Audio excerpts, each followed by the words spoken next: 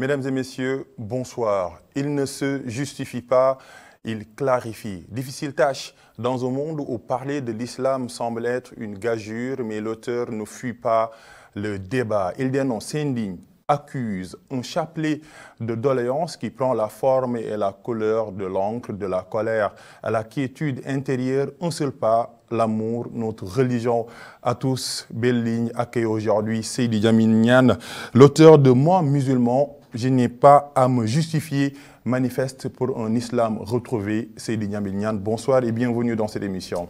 Bonsoir et merci de m'avoir reçu. Vous êtes chercheur au Timbuktu Institute, Africa Center for Peace Studies. Vous êtes également docteur en études arabes de l'Université de Strasbourg sur la direction de Georges Dédic Geoffroy et titulaire d'un double master en islamologie et en études arabes. Vous êtes également à l'IFAN, c'est ça? Oui, effectivement. Bon, je salue bien évidemment mes amis du Timbuktu Institute. Il s'avère que le livre est sorti en 2017 et à l'époque, j'étais effectivement chercheur au Timbuktu Institute, mais depuis octobre 2020, je suis au laboratoire d'islamologie de l'Institut fondamental d'Afrique noire de l'Université Cheikh Anta Diop. Je commence par le titre. Moi, musulman, je n'ai pas à me justifier. N'êtes-vous pas en train de le faire sans en prendre conscience? Bon, ça c'est au lecteur de ce...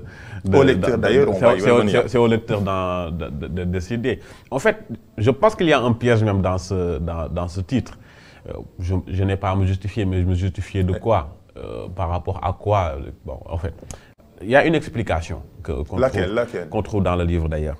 Il s'avère que avant, à chaque fois qu'il y avait un attentat, on me disait, bon, Seydi Djamil, toi qui fais des recherches en islamologie, qui étudie, qu'est-ce que tu penses de ça? Qu'est-ce que tu penses? Comme si le fait même d'être musulman devait nous amener à donner des explications, d'accord? On doutait même de fait de notre bonne foi. Sur des faits terroristes. Sur des faits terroristes, oui, sur des faits terroristes. Sauf qu'il y a eu un basculement. C'est novembre 2015, l'attentat qui avait touché le Bataclan. J'étais en France, juste pour replacer le contexte.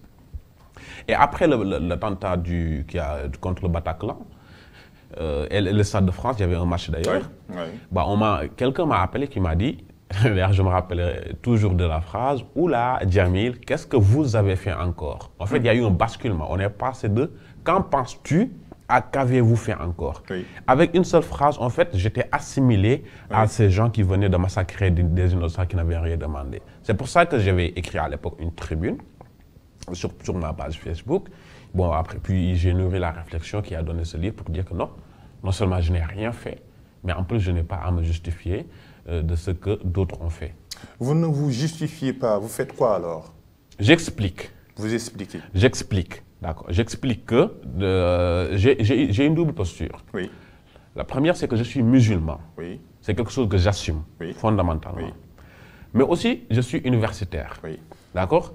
Parfois, c'est difficile d'allier les deux. Parce que l'approche du croyant, ce n'est pas l'approche de l'universitaire. D'ailleurs, au Sénégal, parfois, on a du mal à faire la part des choses. C'est pour ça que le professeur Omar Sankaré avait eu beaucoup de mal à être compris après avoir fait un travail universitaire de haute facture, je précise. Mais on le jugeait en tant que croyant et pas en tant qu'universitaire. Parfois, on est dans une schizophrénie qui nous oblige à couper la personne en deux.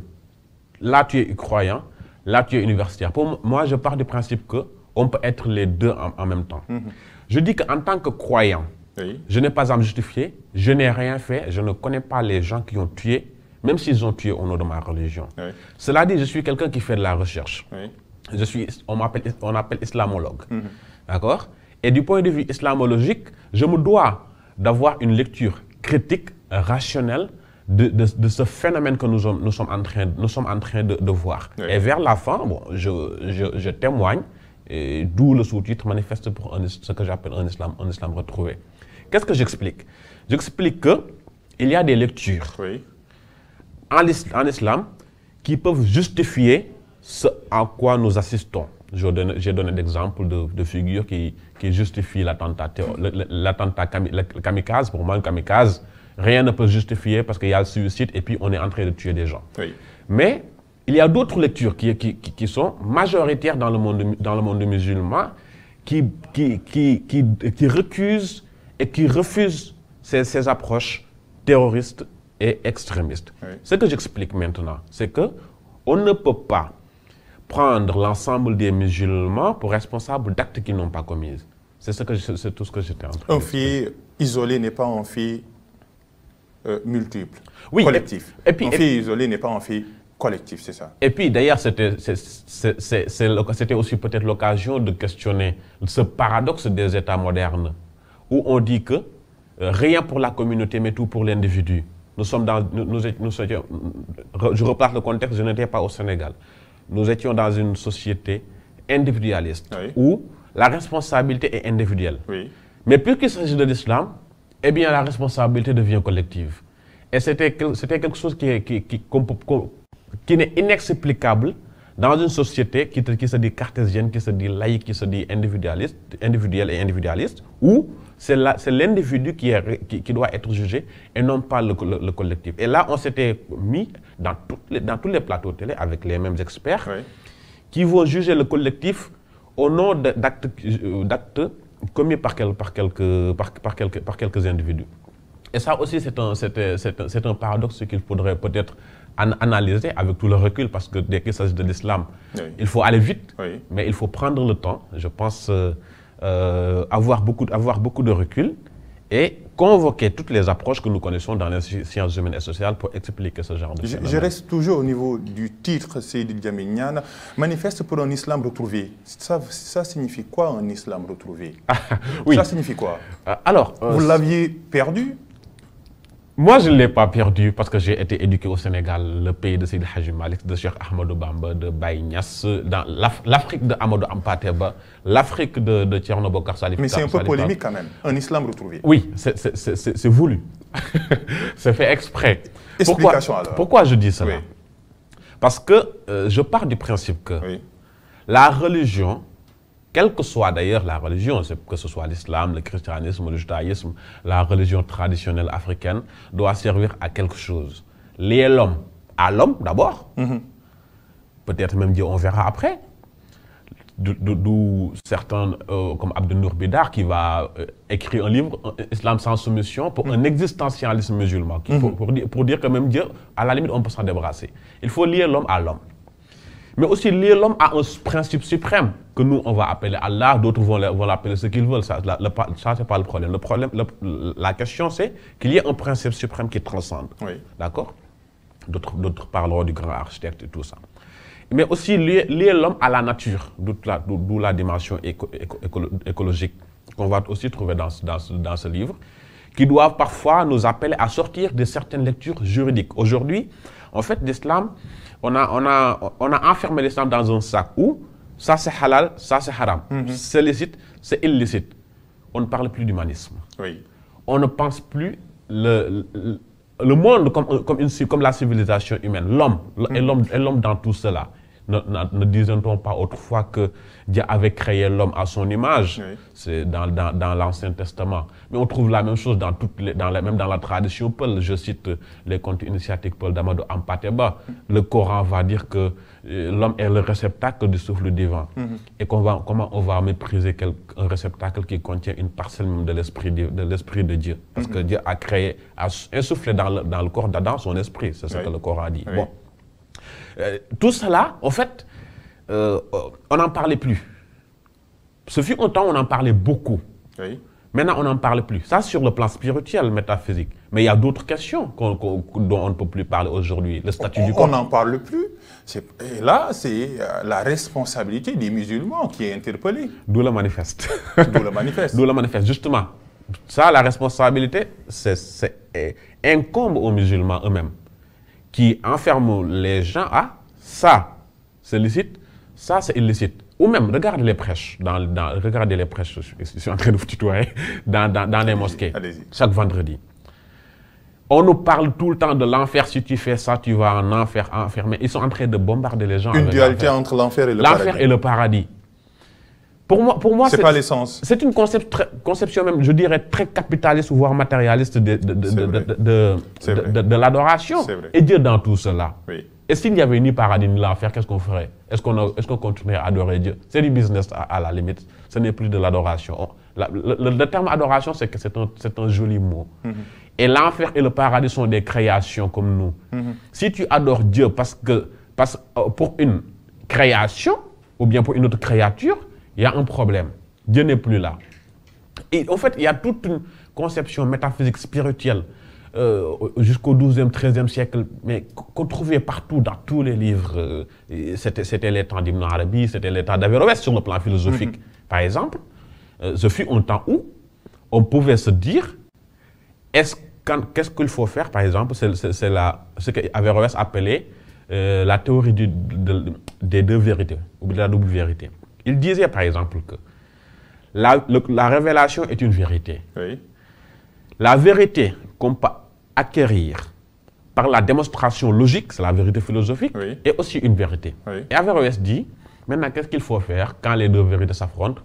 Parce que la vérité ne peut pas contredire la vérité. Et il dit, dans ce cas, il faut prendre la vérité de la révélation et la relire, l'interpréter en fonction de la vérité philosophique et non pas l'inverse. Oui. Juste pour montrer l'audace qu'on avait autrefois. Ou bien le Coran. Le Coran est-il créé ou incréé? Est-ce que le Coran, c'est la parole de Dieu? Il y avait un débat, un foisonnement d'idées, une bataille d'idées autour de la religion. Mais aujourd'hui, tout le monde sait que c'était un terrorisme intellectuel fait loi dans notre société. C'est exactement ce que je dénonce. C'est exactement ce que je dénonce. Et notre université a une part de responsabilité. Quelqu'un comme Pierre Nambao, on peut penser ce qu'on veut de ces positions-là, n'est pas la question. Mais elle doit avoir le droit de questionner même le texte coranique. La pédagogie par l'exemple, mais cet exemple-là fait peur. C'est l'exemple que vous êtes venu de donner, c'est l'exemple d'Omar Sankaré avec son livre. Oui, critiqué par ceux qui n'ont pas lu le texte et qui se sont attaqués à l'auteur. Conséquence. C'est incroyable. J'ai lu le texte. Oui. Non seulement je l'ai lu. Et quand on lit le texte, on devient de plus en plus musulman parce qu'on croit plus. J'en suis persuadé. D'ailleurs, je l'ai lu deux fois ce livre. Oui. Quand il venait de sortir, je l'avais lu en 2015. Et j'avais commis une erreur à l'époque, sachant que je l'avais défendu. Oui. L'erreur que j'avais commise, c'est que j'avais pris ce livre comme un livre d'islamologie. Et je me disais, sur le plan islamologique, il y a un problème. Mais le principe que quelqu'un puisse venir critiquer radicalement le Coran, ça ne me choque pas dans une société intellectuelle. Et d'ailleurs, il ne le fait pas, c'est une approche historique. Oui, il ne le fait pas. Par contre, quand je l'ai relu en 2010, d'ailleurs, il y a moins d'un an, en 2019, pour en faire un compte-rendu qui va paraître bientôt dans une revue, quand je l'ai relu, je me suis rendu compte que ce n'était pas un livre islamologique, mais c'est un livre de littérature comparée. Oui, voilà. Qu'est-ce qu'il explique? Il explique que la vérité est une. Mais maintenant, cette vérité peut se manifester dans plusieurs civilisations, dans plusieurs cultures. Et que c'est le même Dieu, ou bien ce que j'appelle le principe suprême, qui va parler à toutes les sociétés. Il avait parlé à une société dans un temps donné, et quelques siècles plus tard, il va reparler à une autre société. On va retrouver les mêmes principes, la même vérité, mais qui vont se manifester différemment. Il ne dit jamais que le Coran est un plagiat de la culture grecque. Il ne l'a jamais dit. Non. Il dit que Dieu avait parlé aux Grecs.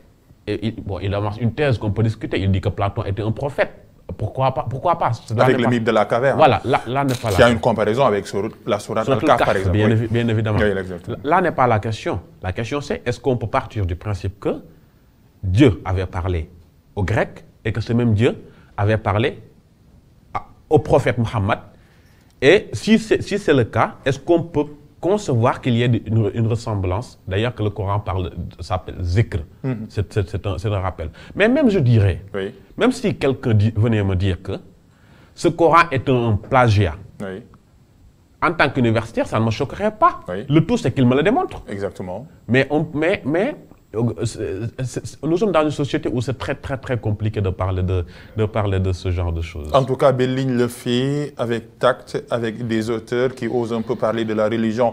Comme vous, mal nommer une chose, c'est ajouter un malheur à ce monde. Comment nommer terrorisme? On parle de terrorisme, djihadisme, islamisme, fou de Dieu.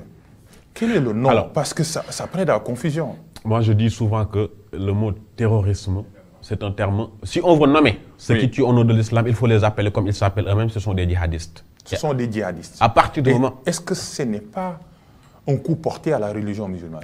C'est là où Parce qu'il y a le mot djihad. Oui, c'est là où je voulais en venir. Parce qu'il y a des penseurs musulman, théologien, qui légitime le djihad.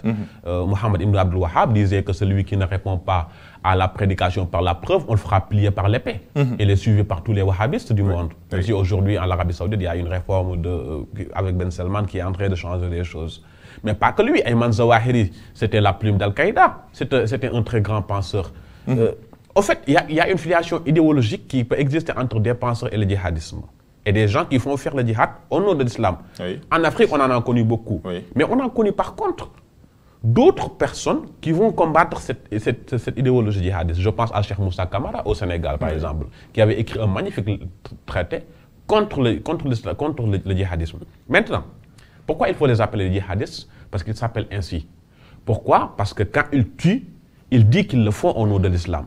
À partir du moment où ils disent qu'ils le font au nom de l'islam, moi, je peux rester tranquillement dans mon coin, pour rester dans mon confort, et dire non, non, ce n'est pas l'islam. Mais il faut aller expliquer ça à quelqu'un qui vit dans un État qui n'est pas à majorité musulmane, qui a connu Charlie Hebdo. On dit ça n'a rien à voir avec l'islam, les gens restent tranquillement. Qui a connu un attentat à Bataclan. Ça n'a rien à voir avec l'islam, les gens restent tranquillement. Qui a connu un attentat à Nice, rien à voir avec l'islam. Qui a connu l'égorgement de Jacques d'ailleurs, non, avant lui, de Père Hamel, de Jacques Hamel. C'est vrai. Ça n'a rien à voir avec l'islam. Samuel Paty, ça n'a rien à voir avec l'islam. À un moment donné, ils vont se dire, bon, attendez, ça commence à en faire beaucoup. Et il ne faut pas fuir notre responsabilité. Il y a des textes dans l'islam qui peuvent justifier la violence, qui peuvent justifier le djihadisme. Mais il faut les contextualiser. Oui. C'est pour ça que j'appelle à une lecture holistique du Coran. Pour moi, le Coran, ce n'est pas le problème. Le problème, c'est que qu'est-ce que les gens ont fait du Coran? L'interprétation. L'interprétation, parce que bon, peut-être ça peut choquer, mais je dis que le Coran est une sorte de valise dans laquelle on peut mettre tout ce qu'on veut. Si je suis un humaniste, je vais avoir une lecture humaniste du Coran. Si je suis un djihadiste, je vais avoir une lecture djihadiste du Coran. Le problème, c'est qu'il y a dans le Coran moins de 3% de versets normatifs. Il y a environ 6000 et quelques versets. 6300. Versets. Les versets normatifs, ça fait moins de 3%, moins de 200 versets. Et dans ces 200 versets, ça parle de transactions commerciales, vente, ça parle de serment, ça parle de l'héritage. Et il y a une petite partie qui parle de la violence. Maintenant, quand on isole cette petite partie et on balance un verset comme ça, sans le mettre dans le contexte, et sans le mettre dans le contexte de ces 3%, et sans remettre ces 3% dans le contexte de 97% qui restent, ça va poser un vrai problème. Le problème, c'est qu'il y a des gens qui le font. Quand des gens le font, ils se servent d'un texte qui s'appelle le Coran et de tradition du prophète qui s'appelle le hadith. Qu'est-ce qu'il faut faire maintenant en tant qu'intellectuel musulman? Expliquer que non, c'est une lecture particulière parce qu'on ne peut pas dire que c'est une lecture fausse. Moi, je combats toute personne qui me dit que cette lecture est erronée. Il n'y a pas de pape en islam. C'est-à-dire, il y a pas de pape. Cette lecture n'est-elle pas erronée? La lecture que font les djihadistes des textes coraniques qui impulsent ou bien qui causent ou bien créent, engendrent la violence. Ce que je dis, c'est qu'en tant qu'universitaire, je ne peux pas dire que telle lecture est vraie, telle lecture est fausse. Parce que dans ce cas, je vais être dans un jugement de valeur. Ce n'est pas mon propos. Maintenant, l'Église catholique a réglé cette histoire. Ils ont une hiérarchie, ils ont un pape, ils ont une organisation qui fait que sur telle position, on peut savoir la position de l'Église catholique. Nous, en islam, on a un vrai problème. C'est qu'il n'y a pas une hiérarchie. Il n'y a pas quelqu'un qui va dire voilà la seule lecture qu'il faut avoir du Coran. D'accord? Quelqu'un qui est tidjane, il va écouter Seigne Baye Sy Mansour ou le khalifa de Kaolack. Quelqu'un qui est mouride, il va écouter Seigne Muntaka. Mais nous les tidjanes, les mourides, si on prend l'islam de manière générale, on est une minorité. Il ne faut pas non plus qu'on ait la grosse tête. On est une minorité. Il y a des multitudes de lectures possibles d'un même verset du Coran. Maintenant, en tant que musulman, je peux bien évidemment combattre cette lecture en disant que c'est une lecture dangereuse. Éventuellement, je peux dire que cette lecture contredit même le Coran. Mais dans ce cas, il faut qu'on entre dans un débat. Maintenant, ce que je ne peux pas dire en tant qu'universitaire, c'est que cette lecture est vraie, cette lecture n'est pas vraie. Je ne peux pas le dire. autant la lecture mu'tazilite qui va être très rationnelle, qui va dire que le Coran n'est pas la parole de Dieu, mais une création de Dieu, je peux dire que c'est une lecture qui est intéressante. Mais aussi, la lecture qui va dire que non, le Coran est la parole de Dieu. Cette lecture m'intéresse. Une autre lecture qui va dire que tout le Coran est normatif, ça m'intéresse, mais je ne suis pas d'accord. Une autre lecture qui va dire que non, le Coran n'est pas un texte normatif, le Coran n'est pas un code de la famille, le Coran n'est pas un code de commerce, ce n'est pas un traité de politique. Cette lecture m'intéresse aussi. Et d'ailleurs, je suis plus d'accord avec cette lecture en tant que pratiquant et en tant que croyant. Mais en tant qu'universitaire, je regarde toutes ces lectures.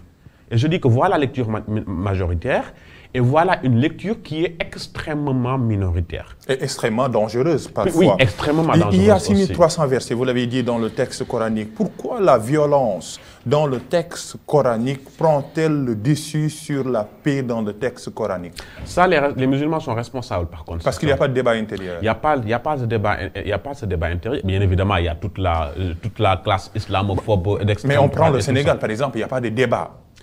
D'ailleurs, non seulement au Sénégal, il n'y a pas de débat. Il n'y a pas de débat sur la religion. Mais c'est impossible. Mais ce qui est bizarre, c'est qu'au Sénégal, on croit, tout le monde est d'accord, oui. Mais on ne connaît pas. Ah, non seulement on ne connaît pas, mais on ne comprend pas. D'accord? Et vous dites, je suis votre logique, une des causes du djihadisme, le bon mot selon vous, c'est l'ignorance. Oui. Devrions-nous avoir peur alors? Ah non, il faut... Parce qu'on croit, on ne connaît pas. Alors, moi j'ai un problème avec deux choses. Allez-y. C'est un paradoxe, mais il faut aussi qu'on s'habitue à la complexité. Dès que c'est simple, pour moi, ça me dérange. Bon, ça me dérange, chacun fait ce qu'il veut. Oui. Mais je dis, faisons attention et regardons de plus près. Moi, je suis contre l'ignorance, ça me dérange, je suis allergique à l'ignorance, mais je suis aussi allergique à autre chose, à la certitude. Oui, oui. Mon ami Rachid Benzine, qui a fait la préface dans un magnifique livre qui s'appelle « Nour, pourquoi n'ai-je rien vu venir ?» dit que le contraire de l'ignorance, ce n'est pas la connaissance, mais c'est la certitude. Et Nietzsche disait que seules les certitudes rendent fou. C'est vrai. Les certitudes, ça me rend fou. Oui. D'accord? Maintenant, qu'est-ce qu'il faut faire? Il faut avoir un débat. Et puis, je l'ai dit l'autre fois, dans une conférence, que si nous, on ne peut pas avoir ces débats rationnels, critiques, y compris même sur le texte coranique, à un moment donné, les lectures hyper critiques, parce que moi, je lis tout ce qui est écrit sur le Coran, oui. Mais vont nous tomber dessus. J'ai un livre ici même à ma bibliothèque qui s'appelle « Les trois piliers de l'islam », lecture anthropologique du Coran. Un autre livre qui s'appelle le Coran des historiens, qui a réuni 30 historiens européens, mais qui ont travaillé sur le Coran et qui posent des questions très intéressantes auxquelles les musulmans ont même peur de répondre. Et il faut qu'ils y répondent, parce que sinon, on va assister à un phénomène incroyable que beaucoup de gens vont découvrir ça. Ils vont dire, attends, mais on nous a trompés depuis des siècles. Il faut qu'on ouvre ce débat et qu'il n'y ait pas de tabou. Il faut arrêter avec les censures. Toutes ces brigades des mœurs, il faut les enlever. Il n'y a pas de brigade des mœurs dans une république démocratique et surtout dans le pays de Cheikh Anta Diop, il ne peut pas y avoir ça. Il faut qu'on ait le droit de poser toutes les questions. Et qu'est-ce qui pousse un djihadiste à commettre un forfait? Alors, il y a deux choses. Parce que moi, je ne suis pas d'accord, par exemple, avec l'explication sociologique qui voudrait que la pauvreté est aujourd'hui une des causes du djihadisme. Les pays les plus pauvres en Afrique, il n'y a pas de rébellion. La RDC, le Zimbabwe, par exemple, le Burundi, par exemple. Le Nigeria n'est pas un pays pauvre. C'est un dragon. Oui, d'ailleurs, il faut voir que dans les pays les plus riches qu'on peut voir certains... Alors, moi, vous savez, ces dernières années, il y a ce qu'on a appelé dans le monde universitaire la guerre des islamologues. La question qui s'est posée tout de suite, Gilles Kepel qui avait fait un texte disant on assiste à une radicalisation de l'islam. Et puis il y a Olivier Roy, un bon sociologue, qui dit non, qui a écrit un autre texte pour dire nous assistons à une islamisation de la radicalité. Et c'était un débat phénoménal. Certains disent ils sont radicaux parce que le Coran est radical. D'autres disent non, ils sont radicaux parce qu'ils sont pauvres de toute façon. S'ils vivaient à l'époque des communistes, bah, ils deviendraient des communistes et ils commettraient des actions. À cause des inégalités sociales. Des inégalités sociales et tout ça. Pour moi, tous les deux ont raison et ont tort. Il faut avoir des lectures contextuelles. Si on prend par exemple le cas de Boko Haram, oui, au Nigeria. Le fondateur, Mohamed Youssouf, c'était un prédicateur d'abord, un écrivain, un prêcheur. Il a même écrit un livre qui s'appelle, je dis en arabe, pour dire voilà notre credo et notre mode de prédication. Oui. Et quand il a vu que la prédication, ça ne marchait pas, il a écrit. Et d'ailleurs, dans ses écrits, il a puisé dans la doctrine salafiste, hein, entre guillemets, pour combattre le soufisme, combattre la Tijaniya surtout. C'est quelques années plus tard qu'on va voir qu'ils ont décapité un cheikh de la Tijaniya au Niger. Mais il a écrit, il a prêché. Et quand il a vu que ça ne marchait pas, il a pris des armes. Et il y a beaucoup de... Même Ben Laden ne s'est pas réveillé du jour au lendemain pour prendre les armes. Ayman Zawahiri dont j'ai parlé tout à l'heure. Du coup, il y a des gens qui prennent les armes et qui sont persuadés qu'ils doivent le faire parce que c'est l'islam qui leur demande ça.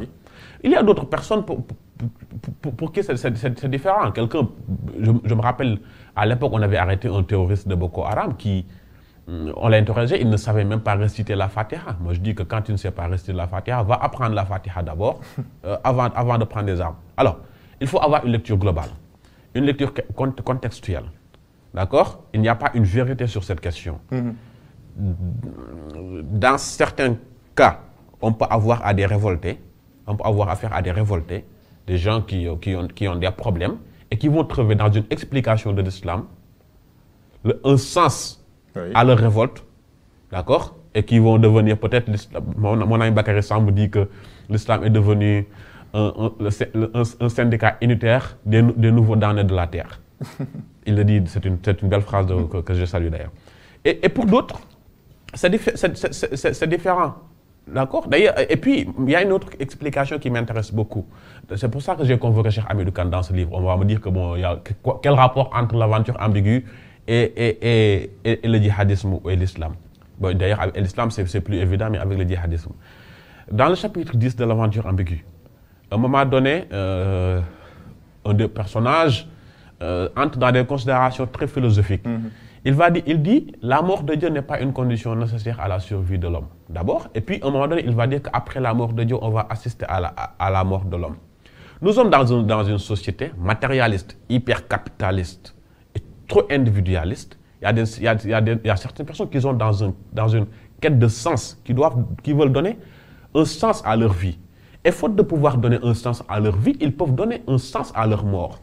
C'est la raison pour laquelle il y a une phrase terrible, mais qu'on entendait de la bouche de certains djihadistes qui disaient aux Européens: nous aimons la mort de la même manière que vous aimez la vie. Parce que faute d'avoir pu donner un sens à leur vie, ils ont donné un sens à leur mort, avec toute une littérature maintenant religieuse sur le martyr. C'est pour ça que je dis que il ne faut pas qu'on se croise les bras en disant que ça n'a rien à voir avec l'islam, mais il faut qu'on essaie d'avoir un regard critique, rationnel et intellectuel sur la situation pour essayer de mieux comprendre. Et peut-être la solution, et c'est la dernière partie de ce livre-là, c'est l'amour. Ah oui, je crois en l'amour. La partie la plus merveilleuse selon moi, parce qu'il y a l'espoir, il y a même l'amour. L'amour qui n'a pas de religion, mais qui est la religion de tout le monde. Ah mais oui, l'amour, c'est pas seulement des hommes. Essayez sortir dans la rue et essayer de tuer le bébé d'un chat ou même d'un chien, je dirais. Vous allez voir. Je crois beaucoup en l'amour, mais aussi en l'humanisme. Vous savez, il y a deux sortes d'humanisme. Il y a un humanisme qu'on appelle l'humanisme anthropocentré. Il y a l'anthropologie qui renvoie à l'homme, qui consiste à penser l'homme par l'homme pour l'homme. Il n'y a pas de Dieu. C'est Jean-Paul Sartre, par exemple, dans son existentialisme et ton humanisme, va dire, bon, de toute façon, même s'il existait, il ne servira à rien, ça ne changera à rien. Pensons l'homme parce qu'il est l'homme. Maintenant, il y a un autre humanisme qu'il faut qualifier de théocentré, qui consiste à penser l'homme par l'homme, mais à la lumière de Dieu. Et là, ce qui est merveilleux, c'est qu'on peut avoir une ouverture et une autre lecture très intéressante des textes sacrés. Des textes dits sacrés, ou sacralisés, je ne sais pas. Mais dans l'Ancien Testament, on va dire que Dieu a créé l'homme à son image. Le Nouveau Testament va dire « Heureux ceux qui répandent la paix, car ils seront appelés fils de Dieu ». Bon, ça peut choquer un musulman, mais ce fils de Dieu, ce n'est pas un fils biologique. D'accord? Et dans le Coran va dire, bon, lorsque Dieu s'adresse aux anges, avant la création d'Adam, il va dire, bon, je vais créer quelqu'un. Lorsque je l'aurai créé et que j'aurai insufflé dans mon esprit, alors prosternez-vous devant lui. Dans le Coran. Et Amadou Hampâté-Bâ, c'est quelqu'un qui m'intéresse beaucoup. C'est pour ça que je le cite beaucoup dans ce livre. Comme Fanon, comme Césaire. Ah oui.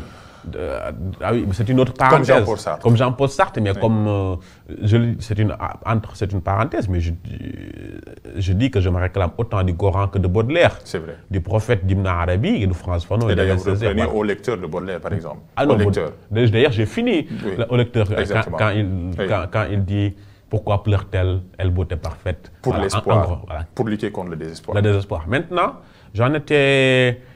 oui, alors, le Coran va dire, Amadou Hampâté-Bâ va dire que pour Thierno Bokar Salif Tall, qui est proche, qui n'est pas très loin, ce n'est pas la peine d'aller chercher un savant arabe ou européen, il faut aller ici. Thierno Bokar Salif Tall dit que ce verset implique que chaque descendant d'Adam est dépositaire d'une parcelle de l'Esprit de Dieu. C'est vrai. Et il dit, comment osons-nous mépriser un réceptacle qui contient une parcelle de l'Esprit de Dieu? Cheikh Ahmadou Bamba, quand il va dire quand il va prier, il dit Ya Malik al-Mulki, Ya Man Jallam Khawadin, Irham Jami al-Wara. Que ta miséricorde englobe toutes les créatures, pas seulement les hommes, toutes les créatures. C'est Hadji Malik, c'est à la fin de son taysir. Il dit Faghfir lana wa liman min baynina nasabun min jihadi tin aw fi dini Allah, en disant pardonne-moi, pardonne aussi à toutes les personnes avec qui je suis lié par la terre ou la religion. Il prie pour le règne humain, avant de prier pour ses co-religionnaires. Du coup, il y a cet humanisme-là qu'il faut exploiter et on nous demande quoi. Et puis, il y a l'amour. L'amour, pourquoi? Parce que là, je convoque ce qu'on appelle une tradition sainte, hadith Qudsi, dans la terminologie islamologique, où certains disent que c'est hadith authentique ou n'est pas authentique, ce n'est pas mon problème. L'essentiel, c'est que ce texte existe. Parce que si on voit loin, on peut même dire est-ce que ce Coran est authentique? Parce qu'on s'est mis tous à dire que c'est Dieu qui l'a dit. Parce que depuis des générations, on le dit. On y croit ou on n'y croit pas là, d'accord. J'y crois maintenant. Ce hadith aussi dit que, où Dieu dit par la bouche du prophète, j'étais un trésor caché, j'ai aimé être connu. Oui. J'ai aimé être connu. Le mot amour. Il y a le mot amour et le mot connaissance. Ce sont les deux buts de la création. Oui. Amour et connaissance. À partir du moment où il n'y a plus ces deux, l'univers ne sert plus à rien. Si on se réfère à ce texte coranique. D'accord? Et Cheikh Khalid Bentoune, c'est lui qui dit ça, qui dit que le but de la création, alors, c'est l'amour et la connaissance. Mais Dieu parle de l'amour avant de parler de la connaissance. Il a aimé. Aimer quoi? Être connu. Parce qu'il faut quand même le respecter, c'est Dieu. Ce n'est pas n'importe qui. Et à partir de là, toute une littérature sur l'amour s'est développée. J'ai cité beaucoup de textes de Rumi. D'Ibn Arabi, mais magnifique, pas que. Magnifique. Mon cœur est devenu capable de prendre toutes les formes. Il est un pâturage pour les gazelles, un couvent pour les moines, un temple pour les idoles, la Kaaba pour le pèlerin. Il est les tables de la Torah et le livre du Coran. Je professe la religion de l'amour où que se dirigent ces caravanes, car l'amour est ma religion et ma foi. Magnifique. Ibn Arabi, au XIIIe siècle maintenant. Et nous sommes au XXIe siècle et ces textes-là font toujours loi et sont toujours utiles à méditer. Malheureusement, le temps qui nous est imparti est fini. Merci d'être là. Merci à vous. Seydi Djamil Niane, auteur de Moi musulman, je n'ai pas à me justifier, manifeste pour un islam retrouvé. C'était l'invité de l'émission Belle Ligne à lire. À lire un ouvrage écrit depuis 2017, c'est ça? L'ouvrage est sorti le jour de ma soutenance de thèse, le 21 septembre 2017. 2017 et on est en 2021 et c'est toujours intéressant avec les thèmes liés à l'islam, liés également au terrorisme. Rendez-vous la semaine prochaine pour un autre numéro. Merci également à toute l'équipe qui m'a permis de réaliser cette émission Belle Ligne, le rendez-vous du livre, de la lecture et de l'écriture sur ITV.